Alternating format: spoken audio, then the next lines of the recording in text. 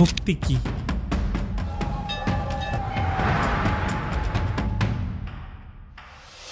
ভক্তি হলো ভাবের উন্নত অবস্থা বলতে পারো। ভক্তি মানে ডেডিকেশন।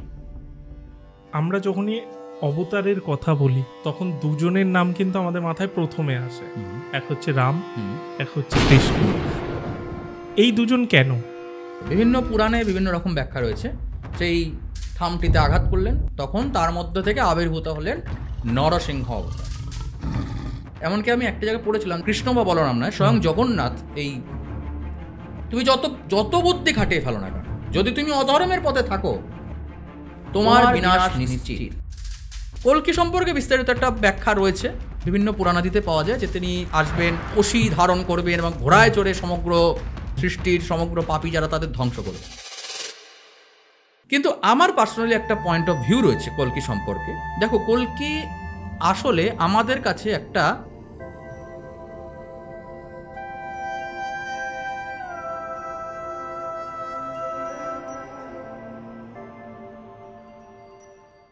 হ্যাপি নিউ ইয়ার সবাইকে।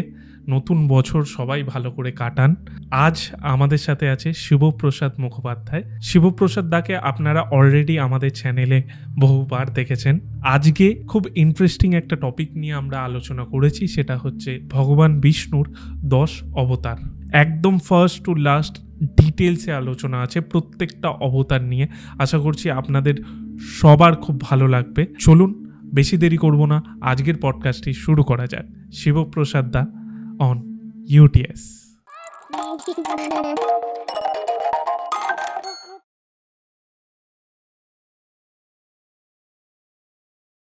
শিবপ্রসাদ দা, ইউটিএসে তোমাকে আবার স্বাগত।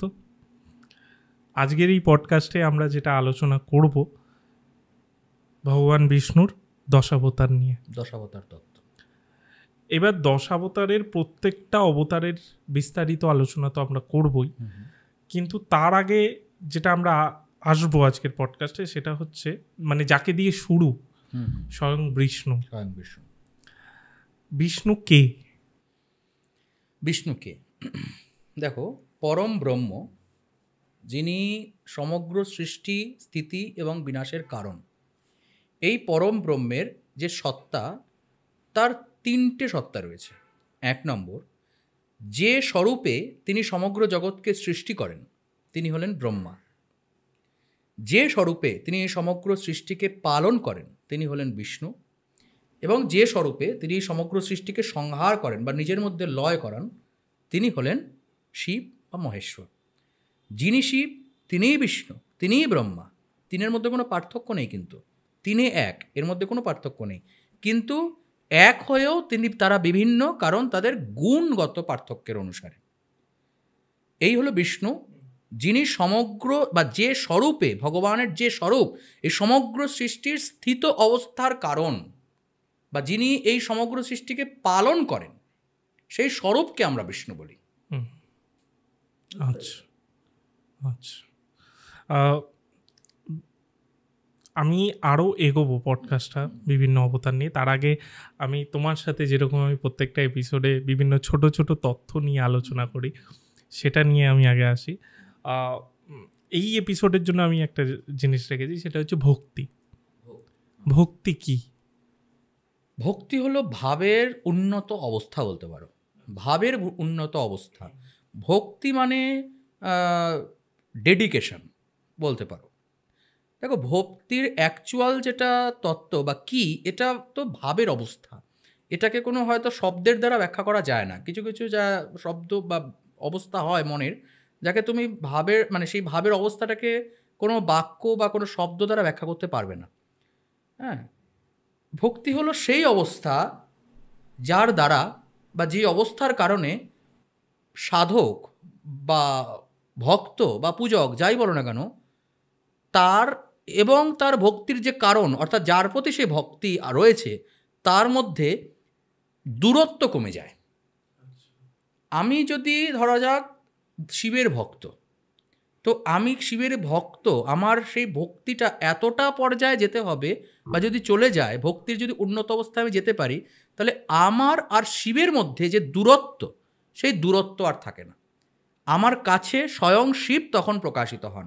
আমার সামনে যে শিবলিঙ্গ রয়েছে, ওই শিবলিঙ্গটি তখন আর সাধারণ কোনো পাথর নয়, ওইটা তখন আমার কাছে হলো স্বয়ং শিব। ভক্তি যখনই মিশ্রিত হয় তখনই উপকরণ আর উপকরণ থাকে না, সেটা উন্নত হয়ে যায় ভক্তির জন্য। ভক্তি আছে বলেই ওই খাদ্যটি আর খাদ্য নয়, ওটি প্রসাদ। ভক্তি আছে বলেই ওইটা মানে সাধারণ কোনো সঙ্গীত নয়, ওটা কীর্তন। শুধুমাত্র ভক্তি আছে বলেই ওটা মাটির কোনো মানে ইয়ে নয়, কোনো একটা সামান্য আইডল নয়, ওটা প্রতিমা বা বিগ্রহ। ভক্তি আছে বলেই এই সমস্ত কিছু। ভক্তি ছাড়া ওইগুলো ওই জিনিসটা হতে পারবে না। একটা ভক্তি ব্যতীত ওই সামান্য খাদ্যটার একটা প্রসাদের মধ্যে কী পার্থক্য আছে? ভক্তির জন্যই সামান্য খাদ্যটা প্রসাদ রূপে আমার কাছে প্রকাশিত হচ্ছে। ভক্তির জন্যই আমার সামনের ওই প্রতিমাটি স্বয়ং দেবী মহামায়া। বুঝতে পেরেছ? ভক্তির জন্যই আমার কাছে যখন গোপালের ওই প্রতিমাটি রয়েছে, তখন সে আমার কাছে স্বয়ং সন্তান তুল্য। ভক্তির জন্যেই ভক্ত এবং ভক্তির কারণ উভয়ের মধ্যে একাত্মতা তৈরি হয়, দূরত্ব কমে যায়। আচ্ছা,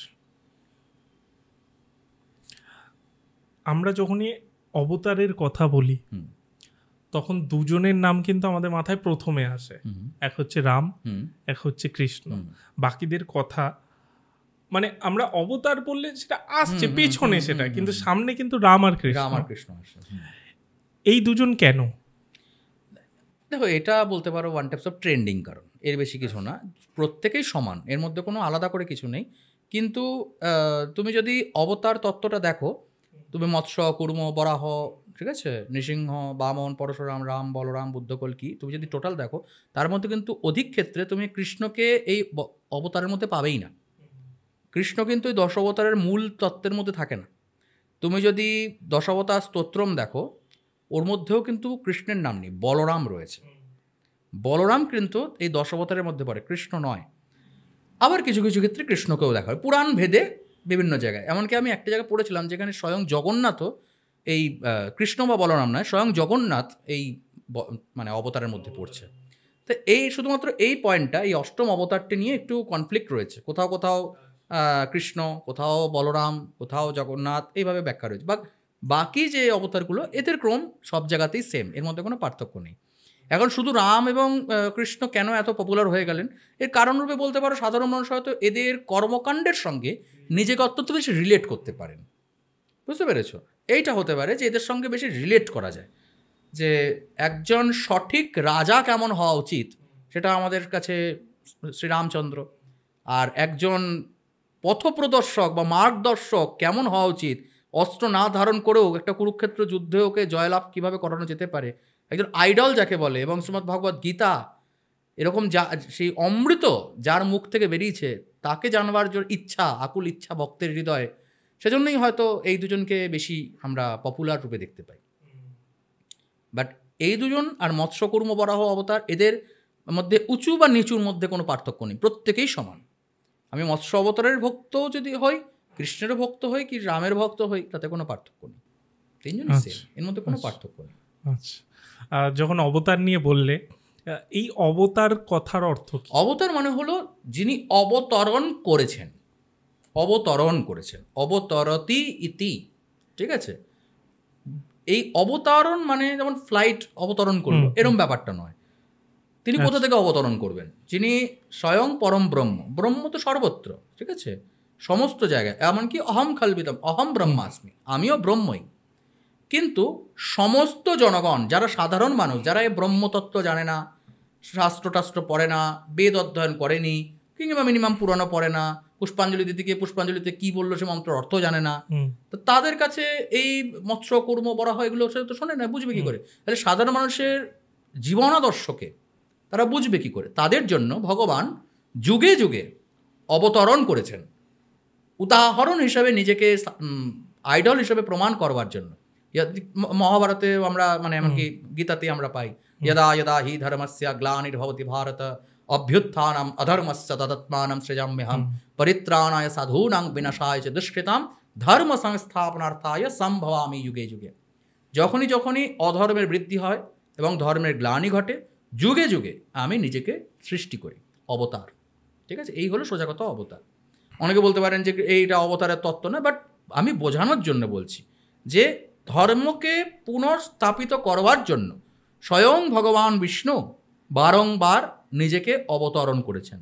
শুধু বিষ্ণু নয়, আমরা শিবেরও বিভিন্ন অবতার পাই, দেবী দুর্গারও অবতার আছে, অনেক রয়েছে, এদের প্রত্যেকের আলাদা আলাদা রয়েছে, ঠিক আছে? সমস্ত কিছু কিন্তু উদ্দেশ্য একই, যে ধর্মের পুনঃপ্রতিষ্ঠা এবং অধর্মের বিনাশ, এবং সাধারণ মানুষকে উদাহরণ হিসাবে প্রতিষ্ঠা করবার জন্য, যে দেখো আসলে মানুষের কেমন হওয়া উচিত। এই হলো অবতার। আচ্ছা, এবার আমি প্রত্যেকটা অবতার নিয়ে তোমার সাথে আলোচনা করব।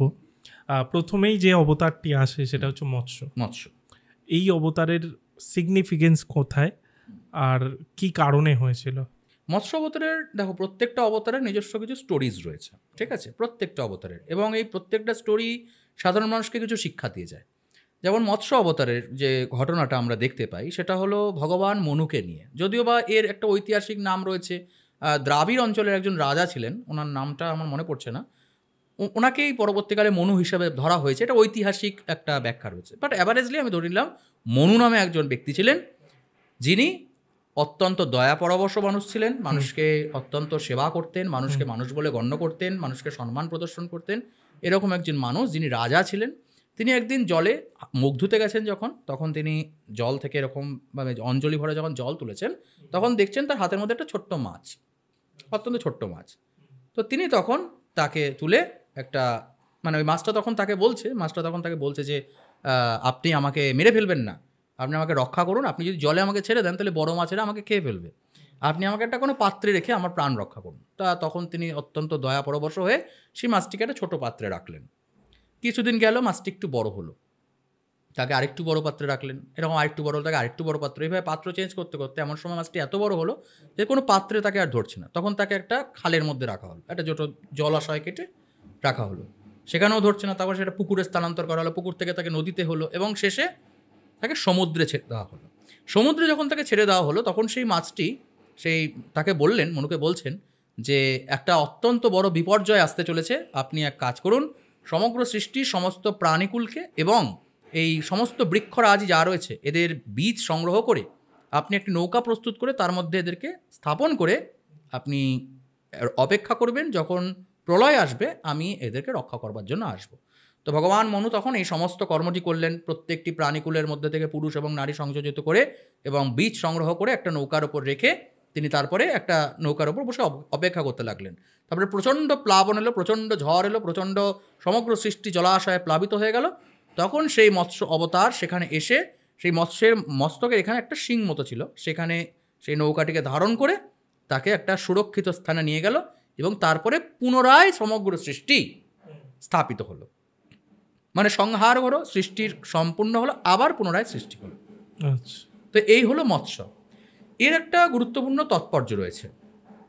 মৎস্য শব্দের অর্থ কি? যদি তুমি মৎস্যকে সংস্কৃত শব্দ দ্বারা ব্যাখ্যা করো, মৎ যুক্ত স্ব, আমি সে, মৎস্য শব্দের অর্থ হলো আমি সে, ঠিক আছে, আমি সে, এবং সেটাকে সে হলো ব্রহ্ম, সেই পরম ব্রহ্মকে আমিই পরম ব্রহ্ম। নিজেকে কখনো ধ্বংস হতে দিও না, তুমি নিজেকে বারবার সুরক্ষিত রাখো। কিসের মধ্য থেকে?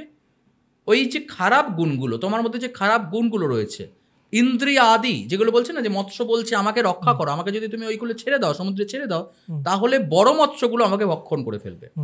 আমরা অত্যন্ত ক্ষুদ্র, আমার মধ্যে চেতনা যেটা রয়েছে, আমাদের যে শুভ বোধ রয়েছে, আমার মধ্যে যে চেতনা উন্মেষের সম্ভাবনা রয়েছে, সেটা অত্যন্ত ক্ষুদ্র, কিন্তু তার পরিবর্তে লোভ, লালসা, হিংসা, অহংকার, আমাদের যে ইন্দ্রিয়গুলো, এগুলো আমাদেরকে সবসময় ভক্ষণ করতে উদ্যত। এগুলো অত্যন্ত বড়, আমার কাছে এগুলো অত্যন্ত ছোট।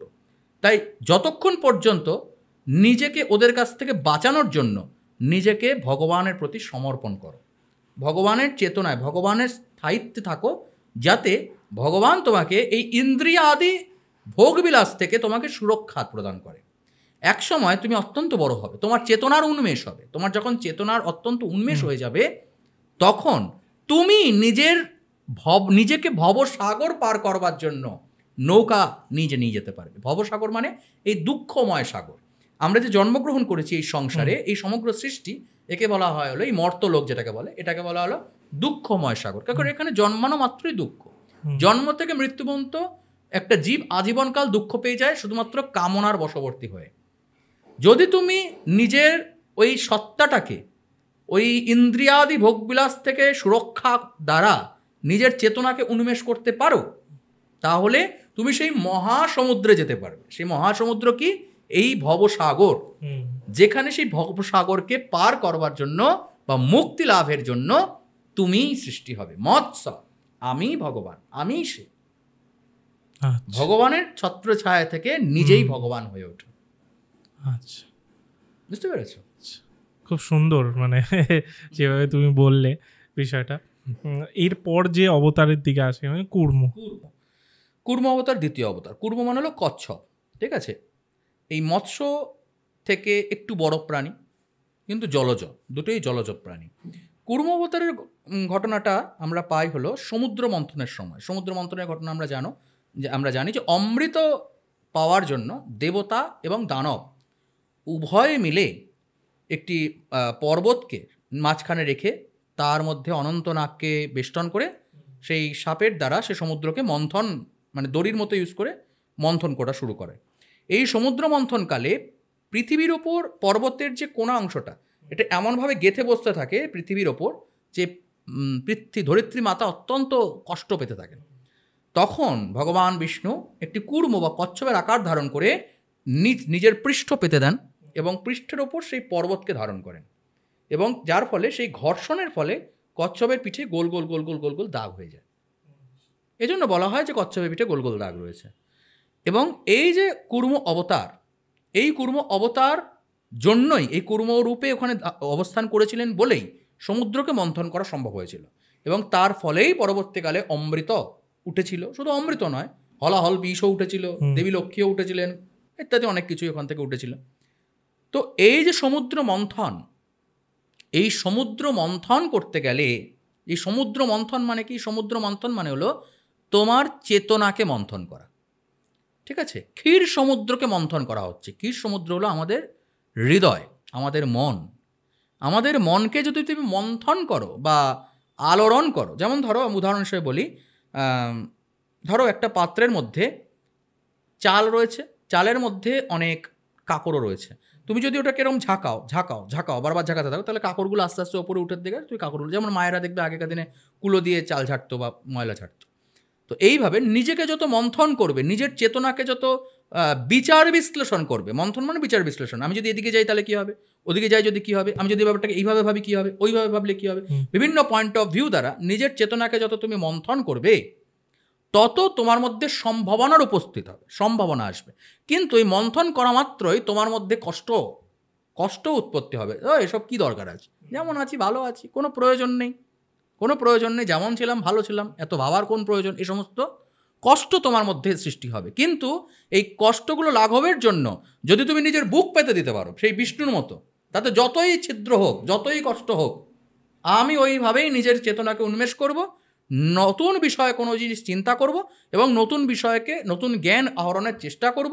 এই ভাব যদি তোমার মধ্যে থাকে, যদি নিজে কর্ম অবতার হতে পারো, তাহলে অমৃতকে তুমি ধারণ করতে পারবে, অমৃত ওঠার কারণ তুমি হতে পারবে, তাহলেই হতে পারবে, না হলে নয়।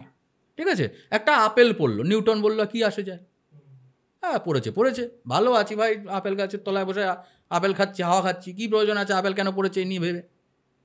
কারণ ভাবলো, শরীর ব্যতিব্যস্ত করলো, চেতনাকে মন্থন করলো, 10টা লোকে তাকে বাজে কথা বললো, সে শুনলো, সেই জন্য আজকের দিনে সে অমৃত মানে অমর হয়ে গেল, অমর হয়ে গেছে।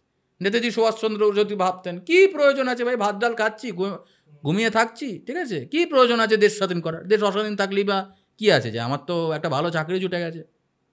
অমর অত সহজে হওয়া যায় না। কুর্ম অবতার হও, বুকের মধ্যে পিঠের মধ্যে ওই ধারণ করো, ক্ষতগুলো ধারণ করো, তবে না তুমি কুর্ম অবতার হবে। ভগবান বিষ্ণু হলেন তিনি উপমা, যেটা আমি শুরুতেই বললাম, সাধারণ মানুষকে উদাহরণ দেওয়ার জন্য তিনি নিজেকে বারংবার সৃষ্টি করেন। বুঝতে পেরেছো? এই হলো কুর্ম অবতার।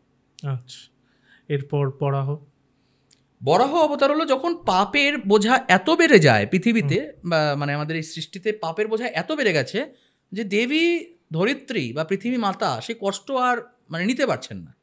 তিনি তখন জলের তলায় মানে পাতাল প্রবেশ করলেন। তিনি যখন পাতাল প্রবেশ করেন, তখন বরাহ রূপে স্বয়ং ভগবান বিষ্ণু নিজের দন্তের অগ্রভাগে পৃথিবীকে ধারণ করেন এবং জলের মধ্য থেকে তাকে তুলে আনেন। ঠিক আছে, এখন আমরা এই যে কর্ম করছি, আমরা সুকর্ম, এই যেটা বললাম যে তুমি যখন ভালো কর্ম করবে ইত্যাদি যখন করবে, তখন তোমাকে 10টা লোক 10 রকম কথা বলবে। কি প্রয়োজন আছে ভাই? হ্যাঁ, কি প্রয়োজন আছে এই সমস্ত করার? ভালো আছিস, সুখে আছিস, তোমার নিজের পরিবার পরিজনেরা তোমাকে বলতে পারে এই সমস্ত করার কোন প্রয়োজন আছে। তুমি একটা নতুন, ধরো আজকের দিনে স্টার্ট আপস, ধরো যারা করতে চাইছে যে নতুন একটা স্টার্ট আপ করবো, একটা চাকরি ছেড়ে স্টার্ট আপ করতে চাইছে, ভালো চিন্তা, ভালো ইচ্ছা, তার মধ্যে একটা সম্ভাবনা থাকতে পারে, নতুন কিছু একটা উদ্ভাবন থাকতে পারে, কিন্তু তার বাড়ির লোক তাকে বলতে পারে কি দরকার ভাই, মাস গেলে 40,000 টাকা মাইনে পাচ্ছিস, ভালো আছিস, ভাত ডাল জুটে যাচ্ছে, কি দরকার ঝামেলা করার। কিংবা 10টা লোক তাকে বলতে পারে কি বোকা মানুষ, হ্যাঁ 50,000 টাকা মাইনে পাচ্ছিল ও কারণে এসব ছেড়ে ছুড়ে দিয়ে এসব করছে, বলতেই পারে। তোমাকেও বলতে পারে এসব পডকাস্ট করার কোন প্রয়োজন ছিল, তুমি করতে পারে। আমাকেও কত লোকে বলেছে পৌরত্ব করবার কি প্রয়োজন ছিল, একটা চাকরি করলেই ভালো হতো, বলেছে। বলে এই সমস্ত বলেছে বলে যদি আমি এখন দুঃখের দ্বারা মানে ওই ডিমোটিভেট হয়ে যাই, নিজেকে যদি ওই জলের অতলে নিয়ে যায়, জল মানে এখানে দুঃখ, ঠিক আছে, নিজেকে ওর নিচে নামিয়ে নিই, তাহলে কিন্তু হবে না। তখন নিজেই নিজেকে উদ্ধারের কারণে তবে কেউ তোমাকে উদ্ধার করতে আসবে না, কেউ আসবে না তোমাকে, তোমার সেই সম্ভাবনা কেন, নিজেকেই বলতে হবে আই ক্যান ডু ইট। নিজেকে মোটিভেট করো, নিজেই নিজের সম্ভাবনার উন্নতির কারণে নিজের প্রতি বিশ্বাস রাখো, নিজেই বরাহ হও, নিজেকেই জল থেকে তোলো, নিজেকে তোলো। এবং সেই চন্দ্রের কলঙ্কের ন্যায়, মানে ওখানে সুন্দরভাবে দশাবতার স্তোত্রে বর্ণনা হচ্ছে যে চন্দ্রে যেমন কলঙ্ক রয়েছে, ঠিক সেইভাবে বরাহের দন্তের অগ্রভাগে সেই পৃথিবীকে যেন সেই কলঙ্কের মতো দেখাতে থাকলো। এই কলঙ্ক শব্দটা কিন্তু ওই শব্দটাকেই রিপ্রেজেন্ট করছে, যে কলঙ্ক, আমি সমাজের কলঙ্ক, সমাজ আমাকে বলেছে, প্রয়োজন ছিল না, এগুলোর দরকার ছিল না, আমি করেছি। কেন করেছি? এই কারণে করেছি যাতে 10টা মানুষ, কিন্তু 10টা মানুষ তোমাকে সাপোর্ট করবে তোমার সাকসেসের পরে, তার আগে নয়। তার আগে বলবে কি প্রয়োজন ছিল, কোনো প্রয়োজন নেই সমস্ত।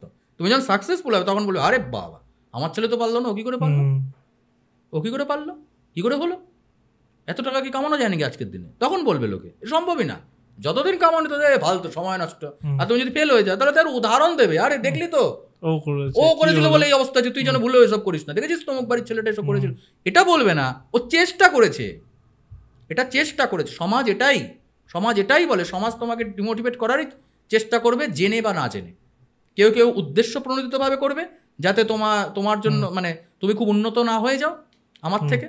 আর কিছু কিছু মানুষ না জেনেই করবে, তোমার ভালো চাইছে, তারা ভালোই চায়, কি দরকার ভাই তোর এসব করা, ভালো আছিস, সুখে আছিস, তারা ভালোই চায়, কিন্তু অজ্ঞান হলেও তোমাকে মোটিভেট করছে, মানে ডিমোটিভেট করছে। তো নিজেকে নিজে তোলো, বরাহ হও। আচ্ছা, এর অবশ্য মানে দেখো প্রত্যেকটার অনেক পয়েন্ট অফ ভিউ রয়েছে। আমি একটা বলছি, দেখো আমি তোমাকে মানে তোমার এখানে পডকাস্টটি আগেও বোধহয় বলেছি যে একটা জিনিসকে বিভিন্নভাবে দেখা যায়, বিভিন্নভাবে। আমার এই হাতটাকে তুমি বলছো আলো আছে, এদিক থেকে দেখলে বলবো অন্ধকার আছে, এদিক থেকে বলবো আলো অন্ধকার দুই আছে।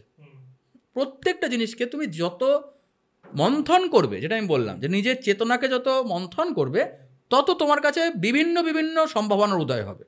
কখনো উচ্চস্রব ঘোড়া উঠে আসবে, কখনো অমৃত উঠে আসবে, কখনো আবার হলাহল বিষও উঠে আসতে পারে, তাই না?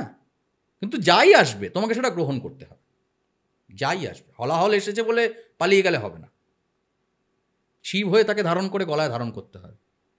যেটাই হোক, আমার কারণে যা যা সৃষ্টি হবে সমস্ত কিছুই কিন্তু আমারই সৃষ্টি, ওকে গ্রহণ করতে হবে। এরপর যদি আমি আসি নরসিংহ খুব ইন্টারেস্টিং একটা ক্যারেক্টার, আমার খুব ভালো লাগে সত্যি কথা বলতে। মানে প্রহ্লাদ ক্যারেক্টারটাকেও আমার খুব ভালো লাগে, বা হিরণ্যকশিপু বা হিরণ্যাক্ষ, এর স্টোরিটাও খুব মনোগ্রাহী যাকে বলে। হিরণ্যাক্ষ নামে একজন অসুর ছিলেন, যাকে বিষ্ণু বধ করেছিল। তার ফলে তার যে ভাই হিরণ্যকশিপু, তিনি যখন রাজা হলেন, তিনি অত্যন্ত বিষ্ণু বিরোধী বা দেব বিরোধী হলেন।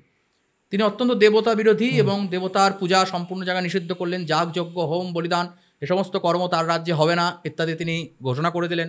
যার ফলে দেবগণ তোমার দুর্বল হয়ে যেতে লাগলো, কারণ যজ্ঞের হবি ব্যতীত দেবতারা দুর্বল হয়ে যান। এমত অবস্থায় তার গৃহে একটি সন্তান জন্মায়, যার নাম হলো প্রহ্লাদ।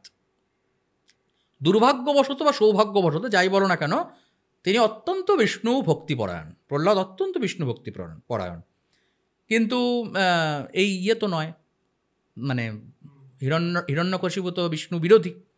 তো এই প্রহ্লাদ যখন মানে ইয়েতে গেল, শিক্ষালয়ে বা যাকে গুরুকুলে গেল, সেখানে তো এমন একটা শিক্ষা, মানে সেখানে যারা ব্রাহ্মণ বিদ্বান রয়েছেন তারা যদিও বা জানেন যে ব্রহ্মতত্ত্ব কী বা ইত্যাদি, কিন্তু রাজার নির্দেশ জন্য তারা সেগুলো বর্ণনা করতে পারেন না। কিন্তু এই যে বালক প্রহ্লাদ, তিনি তার সম্মুখের যারা যারা তার সমকক্ষ যারা ছাত্র, তাদেরকে এই ব্রহ্মতত্ত্ব বিষয়ে বোঝায়, বেদের তত্ত্ব বিষয়ে বোঝান, বা এই কামনা বাসনার ঊর্ধ্বে ওঠার বিষয়ে শেখান। তো এই জন্য ওই স্থানের যারা শিক্ষক ছিলেন বা বিদ্বান পণ্ডিত ছিলেন, তারা গিয়ে হিরণ্যকশিপুর কাছে মানে বলেন, আপনি মশাই বলেছেন এই সমস্ত শেখাতেন না, আপনার ছেলে গিয়ে সব করছে, বিষ্ণুর বিষয়ে শেখাচ্ছে। তখন অত্যন্ত ক্রোধান্বিত হিরণ্যকশিপু বললেন যে হ্যাঁ, তুমি এসব করছো, তোমার পড়াশোনা বন্ধ। মানে এগুলো অনেক স্টোরিজ রয়েছে। দেন অনেকবার তাকে প্রচুর প্রলোভন দেখিয়ে, রাগ দেখিয়ে, বিভিন্ন অত্যাচার করেও কখনোই তাকে বিষ্ণুর মার্গ থেকে সরানো যায় না, কোনো দিক থেকেই সরানো যায় না। এরকম একটা সন্তান তার কাছে রয়েছে। তার আগে একটু ঘটনা বলা উচিত যে এই হিরণ্যাক্ষের যখন বধ হয়েছিল, তখন হিরণ্যকশিপু সাধনা করলেন। সাধনা করে তিনি যখন বর চাইলেন যে আমার অমরত্ব চাই, তখন ভগবান বললেন অমরত্ব দেওয়া যাবে না। তখন তিনি একটা বুদ্ধি করে একটা বর চাইলেন যে আমাকে তাহলে এমন বর দিন যে আমাকে নারী হত্যা করতে পারবে না, পুরুষও হত্যা করতে পারবে না, আমাকে এই বর দিন। দেবতা বললেন তথাস্তু। বলে আমাকে এমন বর দিন যে আমাকে ঘরের বাইরে বধ করা যায় না, ঘরের ভেতরে বধ করা যাবে না। বললেন তথাস্তু।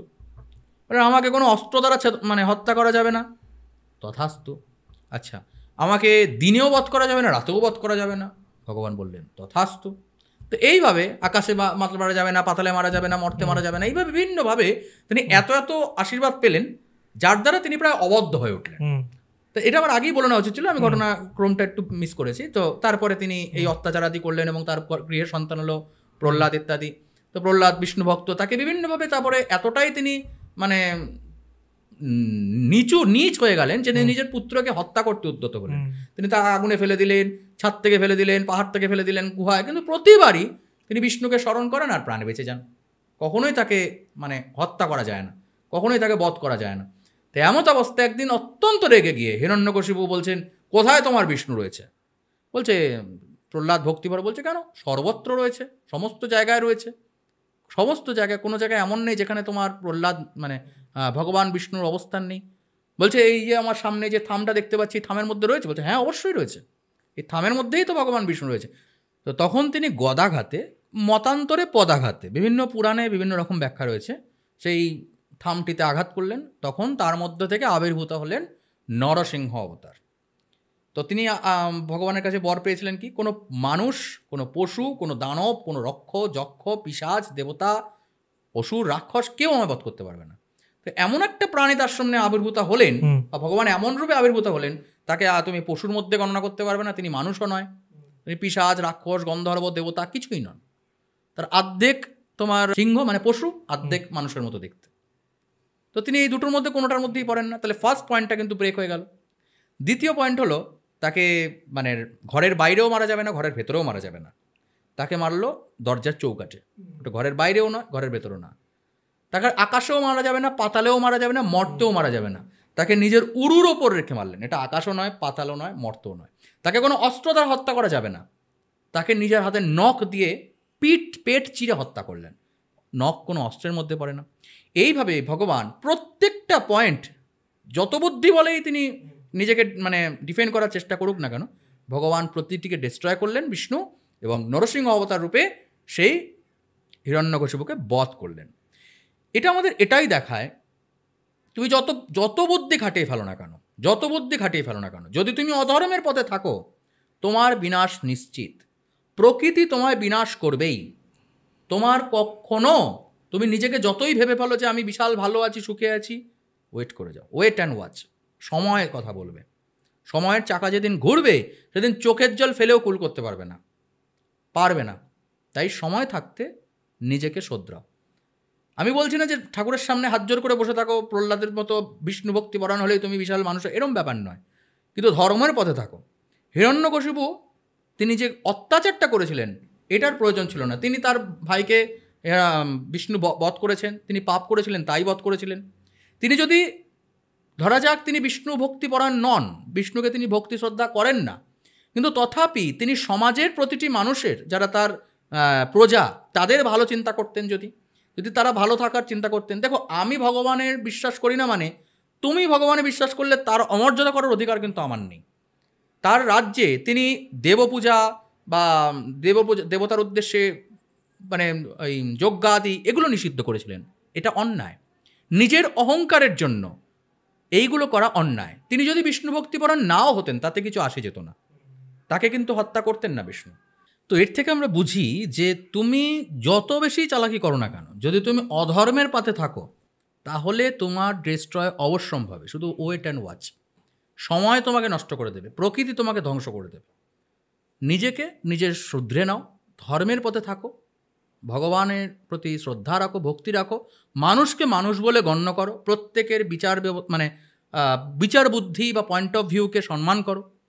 শুধু আই এম বেস্ট, বাকি সব ফালতু, এই চিন্তা কখনো উচিত নয়। যদি করো তাহলে তোমার ধ্বংস অবশ্যম্ভাবী, হতেই হবে। এরপর বামন অবতার। বামন অবতার বলি রাজার দর্প চূর্ণ করেছিলেন বামন অবতার রূপে। বলি রাজা একজন ছিলেন, রাজা বলি, যিনি অত্যন্ত অহংকারী ছিলেন। তিনিও এইরকমভাবেই অত্যাচারী ছিলেন, কিন্তু তিনি দানশীল ছিলেন। তিনি একদিন দান করবার সংকল্প করলেন যে আমার কাছে যে যা চাইবে আমি তাই দান করব। তার গুরু ছিলেন শুক্রাচার্য, মানে অসুরদের গুরু, অসুরকুলের গুরু যে শুক্রাচার্য, তিনি গুরু ছিলেন। তো তিনি যখন এরকম সংকল্প করলেন বলি রাজা যে যা দান চাইবে তাই দান দেব, তখন ভগবান বিষ্ণু ত্রিপাদ বিশিষ্ট বামন রূপে, মানে বামন বলতে ব্রাহ্মণ নয়, বামন মানে বেটে মানুষ, বামন রূপে, তার 3টি পা, এরকম রূপে তিনি তার সামনে এসে উপস্থিত হলেন। কিন্তু শুক্রাচার্য তিনি কিন্তু বুঝে গেছিলেন যে ইনি বিষ্ণুরই অবতার। তিনি তখন বলি রাজাকে সাবধান করেছিলেন, কিন্তু রাজা বলেছিলেন যে আমি যখন সংকল্প করেছি যেই আসুক না কেন আমি সেটাকে কিন্তু মানব। দেখো, যতই তিনি অসুর হন তার কিন্তু একটা এথিক্স রয়েছে। তো যাই হোক, তিনি বিষ্ণু আসলেন বামন অবতার রূপে, বলিকে বললেন যে আমি ভিক্ষা চাই। তো বলি রাজা বললেন নিশ্চয়ই, কি চান বলুন। বললাম বেশি কিছু না, এই 3টে পা রাখতে পারি এরকম জমি চাই। বলে আর এমন কি ব্যাপার, আপনার 3টে পা রাখা যায় এরকম জমি আমি আপনাকে দান করব।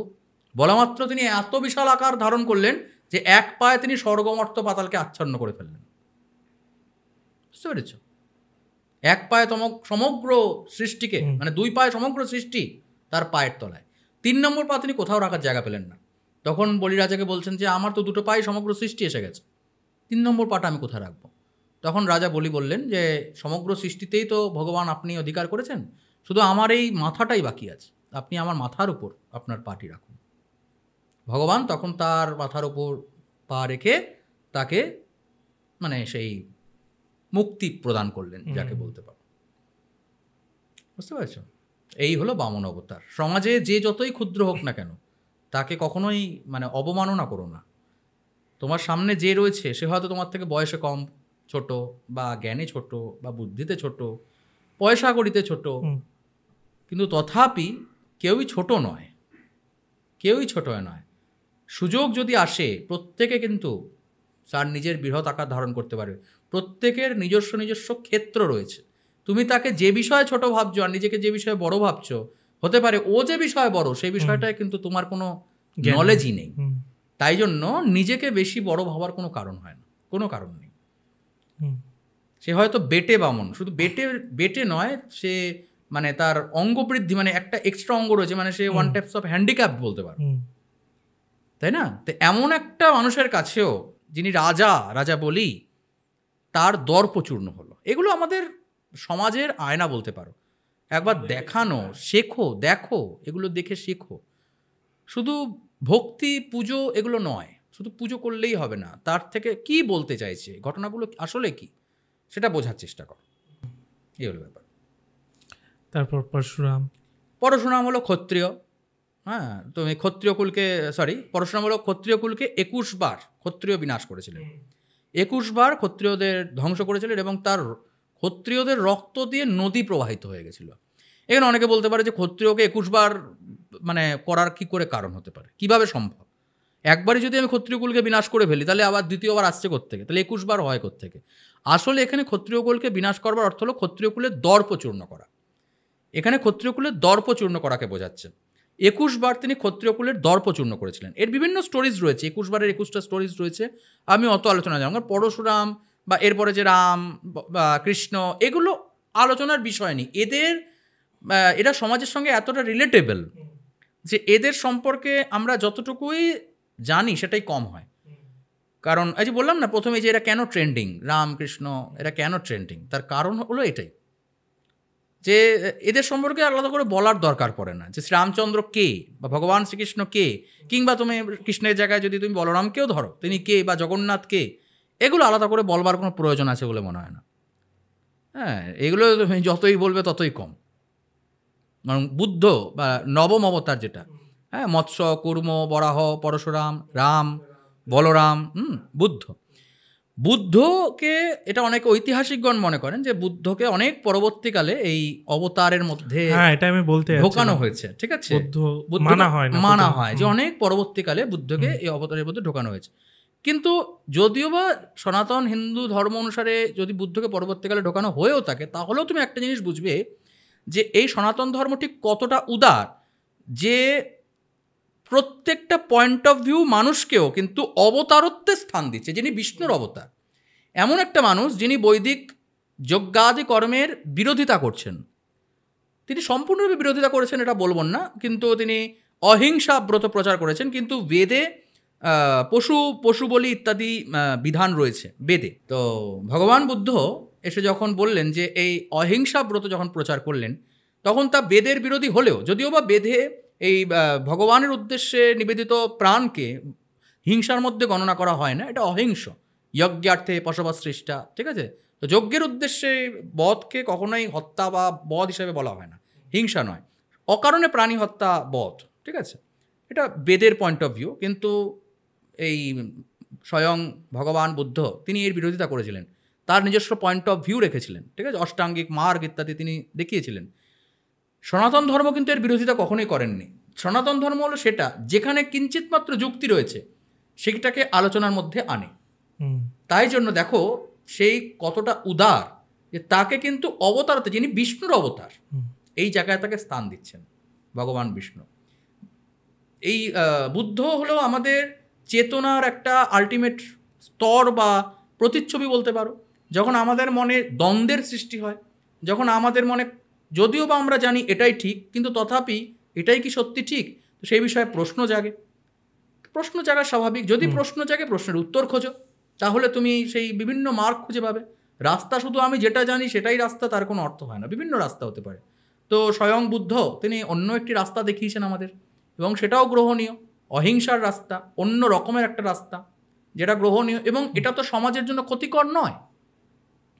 যেটা সমাজের জন্য ক্ষতিকর নয়, যেটা দশ এবং দেশের উপকারে লাগতে পারে, তাকে আমরা কেন গ্রহণ করব?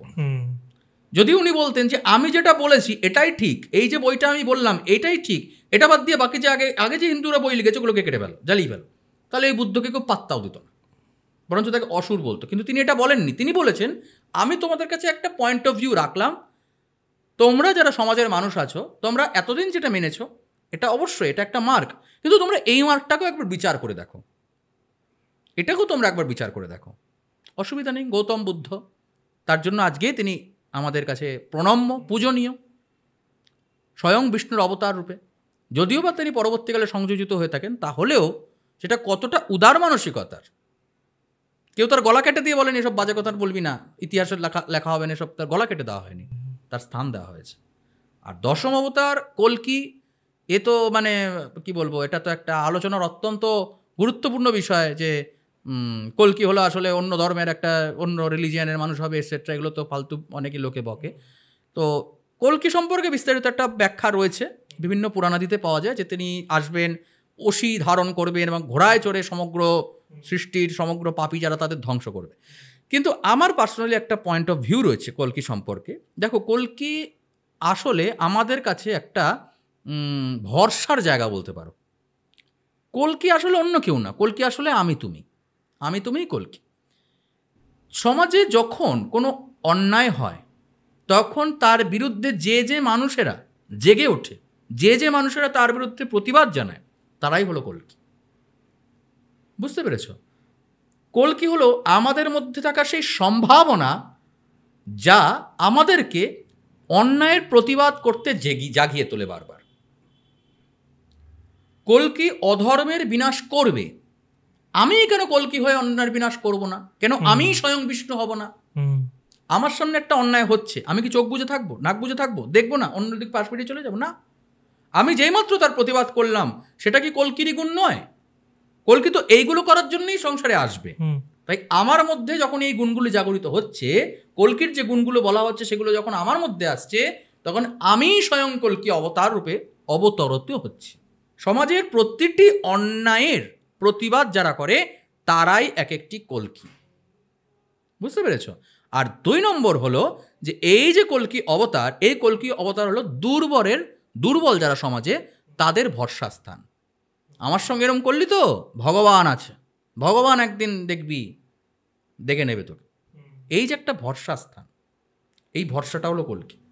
দুর্বল যে মানুষটা সারাদিন সংসারে মানে প্রতিটি মানুষের কাছে ঠোকর খেয়েছে, প্রতিটা মানুষ তাকে দুচ্ছাই করেছে, প্রতিটা মানুষ তাকে তাকে তাকে নিচু করেছে, যে মানুষটাকে, সে মানুষটা রাত্রেবেলা যখন ঘরে ঢোকে, গলায় দেওয়ার জন্য দড়িটা ঝুলিয়েও সে আবার ফিরে আসে। তার কারণ হলো তার কাছে একটা ভরসা রয়েছে, কেউ আমার সঙ্গে না থাকলেও ভগবান আছে। আজকে হয়তো ভগবান আমাকে সাপোর্টটা দিচ্ছে না, আমার কপালটা খারাপ, একদিন সময়ের চাকা ঘুরবে, একদিন ভগবান দেখাবে, এই ভরসাতে সে মানুষটা বেঁচে থাকে। বুঝতে পেরেছ? তো কল্কি হলো সেরকম একটা ভরসার জায়গা, কিংবা নিজেই কল্কি হয়ে ওঠার একটা সম্ভাবনা।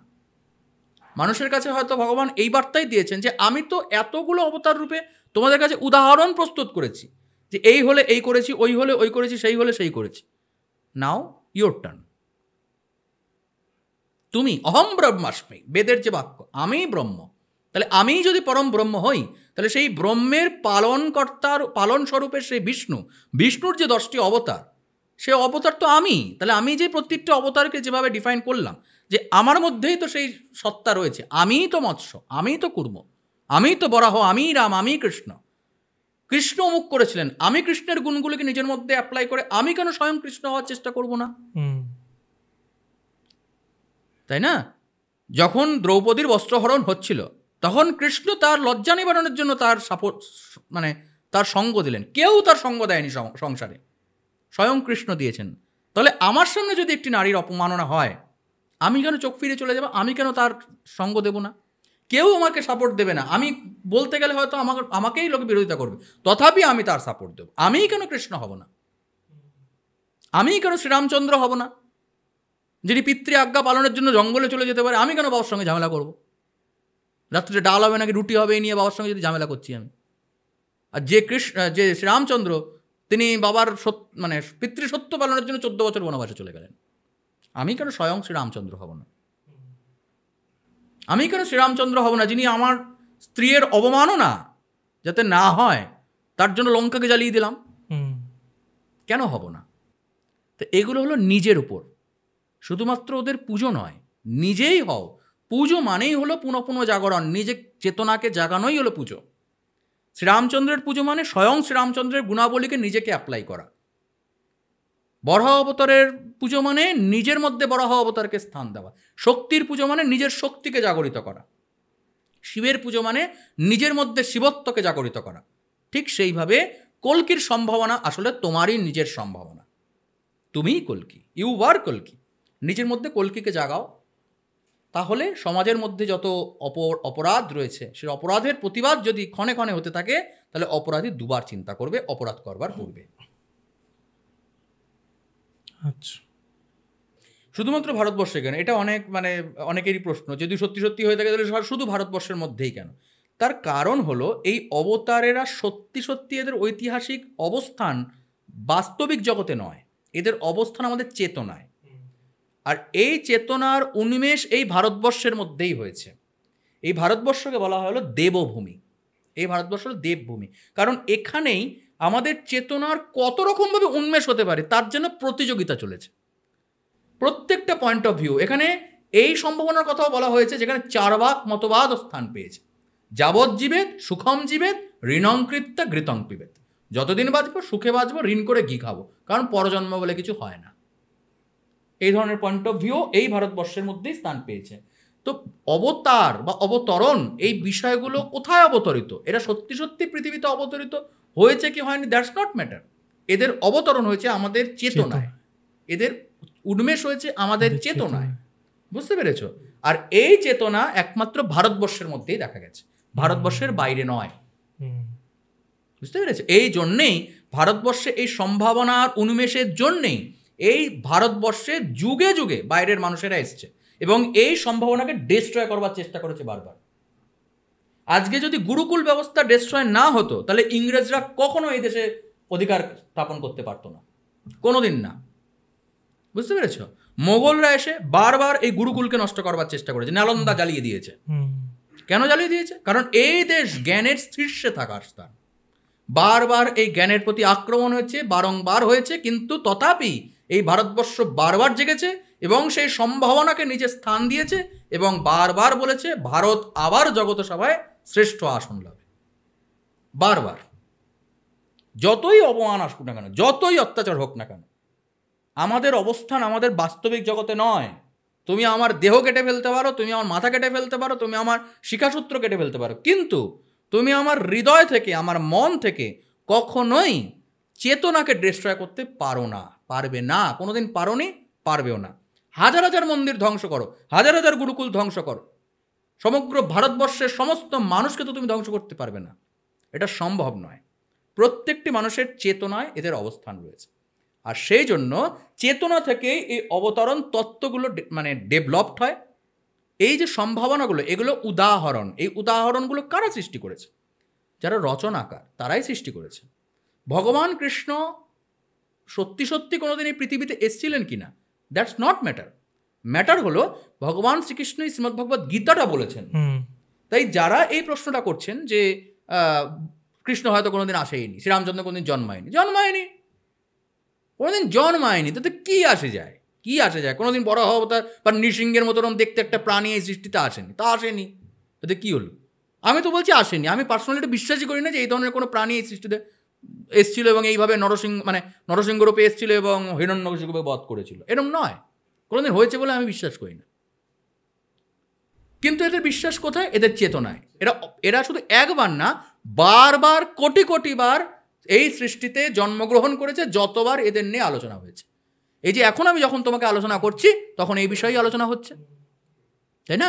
গীতার মাহাত্ম্যতে একটা খুব সুন্দর লাইন রয়েছে, যেখানে গীতার আলোচনা হয় সেখানে স্বয়ং শ্রীকৃষ্ণ রাধিকা এবং গোপিনীদের সঙ্গে বসবাস করেন। কেন? তার কারণ যতবার তাকে নিয়ে আলোচনা হচ্ছে ততবার তিনি এখানে পুনর্জীবন লাভ করছেন, বারবার বারবার। যতদিন পর্যন্ত থাকবে, যতদিন পর্যন্ত প্রকৃতি থাকবে, ততদিন দেবী দুর্গা থাকবে। আর একটা বিষয় হচ্ছে যে এই যে অবতারের যেভাবে তুমি ডিকোড করলে বিষয়গুলোকে, এখান থেকে আমরা কি শিখলাম, তাদের থেকে আমরা কি শিখলাম, এটাই হলো কথা। এটা ইম্পর্টেন্ট যে আমি তার থেকে কি শিখছি। তারা জন্মিয়েছে কি জন্মায়নি, তারা ভারতে জন্মিয়েছে না এই লজিকের বাইরে গিয়ে জানো যে তাদের থেকে কি শিখলাম, সেটা ইম্পর্টেন্ট বিষয়টা হলো এটা যে আমি থেকে কি শিখছি, তাই না?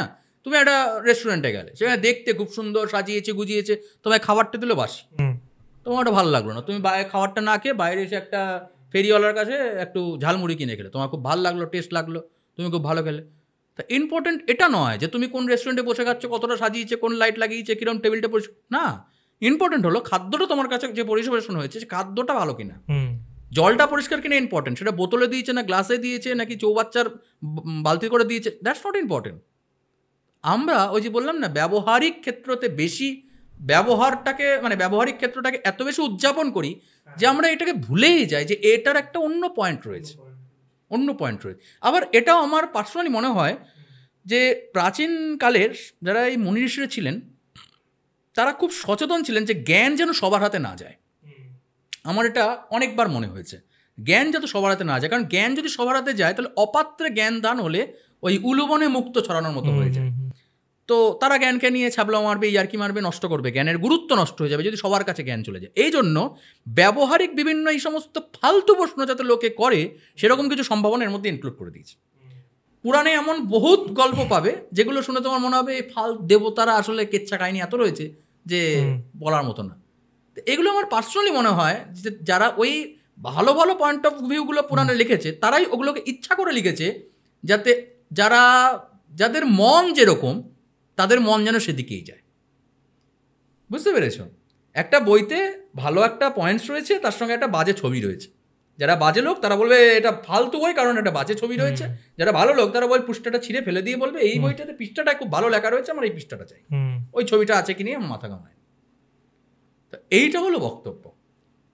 বুঝতে পেরেছ? এরকম প্রচুর প্রশ্ন আমাদের মনে জানতে পারে, প্রশ্নগুলোর উত্তর খোঁজো, এ বিষয়ে কোনো সন্দেহ নেই, কিন্তু ওই প্রশ্নটার জন্য এই বইটাই বা এই তত্ত্বটাই ডিস্ট্রয়েবল এরকম ভাবার কোনো কারণ নেই, একদম বোকা বোকা। যেমন একটা উদাহরণ দিই তোমাকে, মনুসংহিতা। মনুসংহিতা নামে একটি বই রয়েছে, তুমি জানবে একদম জনসমক্ষে তাকে আগুনে পোড়ানো হয়েছে। কেন না? এটা নাকি ব্রাহ্মণ এবং শূদ্র নিয়ে, মানে সমাজ ব্যবস্থাকে ব্রাহ্মণেরা উঁচু শূদ্র নিচু। হ্যাঁ, মনুসংহিতা এমন বহুত শ্লোক পাওয়া যায় বর্তমান দিনে যেটা পড়লে আমি পার্সোনালি যে ডিকোড বা ইত্যাদি করার চেষ্টা করি, আমারও মনে হয়েছে যে হ্যাঁ এগুলো সমাজে শূদ্রদের নিচু করা হয়েছে, আমারও পার্সোনালি মনে হয়েছে। কিন্তু তা বলে ওই শ্লোকটিকে ধরে নিয়ে আমি ওই বইটাতে যেখানে বলা হয়েছে যে নারীদের যারা পুজো করা হয়, যেখানে নারীরা পূজিত হয় সেখানে দেবতারা বাস করে, যেখানে নারীদের পূজন হয় না সেখানে ধ্বংস অনিবার্য, এই লাইনটাকে আমি বাদ দিয়ে দেবো?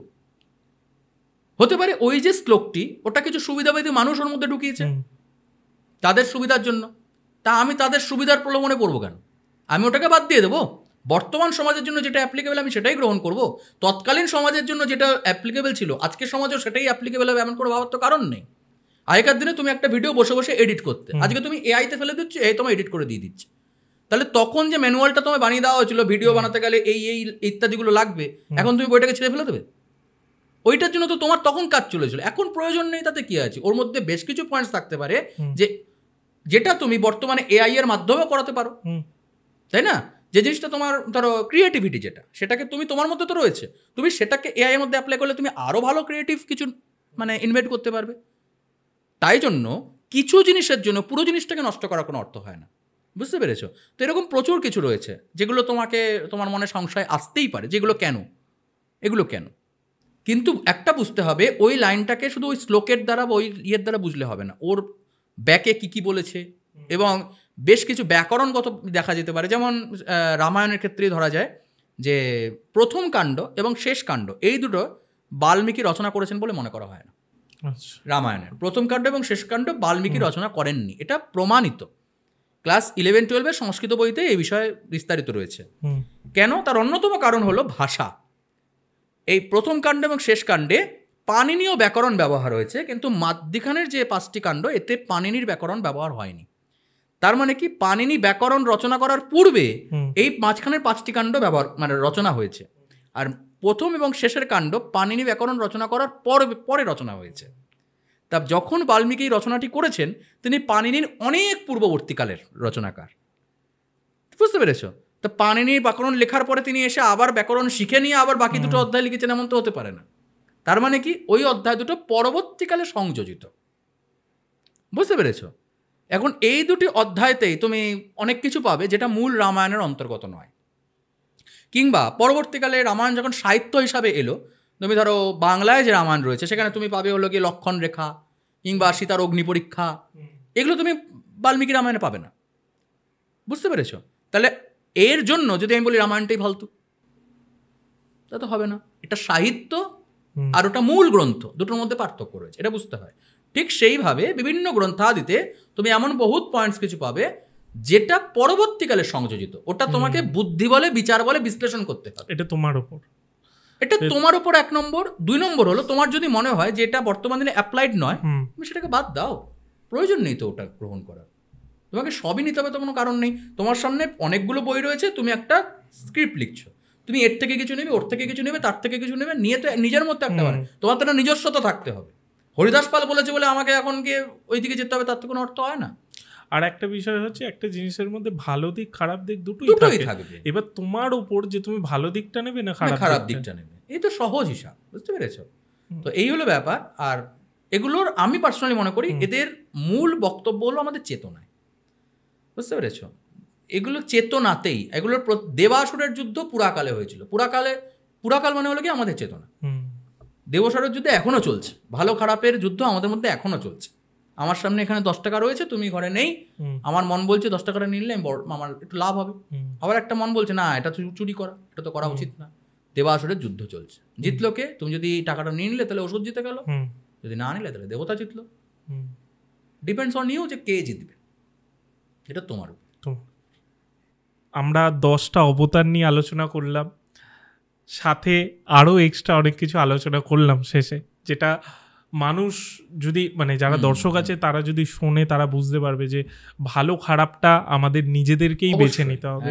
হ্যাঁ, শিশুকালে বা ছোটবেলায় হয়তো আমাদের মা বাবা সেটা বুঝিয়ে দেবে, কিন্তু একটা পয়েন্ট অফ টাইমের পর আমাদের নিজেদের ভালো খারাপটা বেছে নিতে হবে। মূল কথা হলো এটাই। খুবই ভালো লাগলো আবারও তোমার সাথে পডকাস্ট করে। পরপর আমরা 2টো পডকাস্ট করলাম, একটা দুর্গাপুজোয় অলরেডি বেরিয়ে গেছে আর এটা আজকে বেরোচ্ছে। থ্যাংক ইউ, খুবই ভালো লাগলো। আবার আমরা অন্য কোনো দিন নিশ্চয়ই অন্য টপিক নিয়ে বসবো। একদম, থ্যাংক ইউ।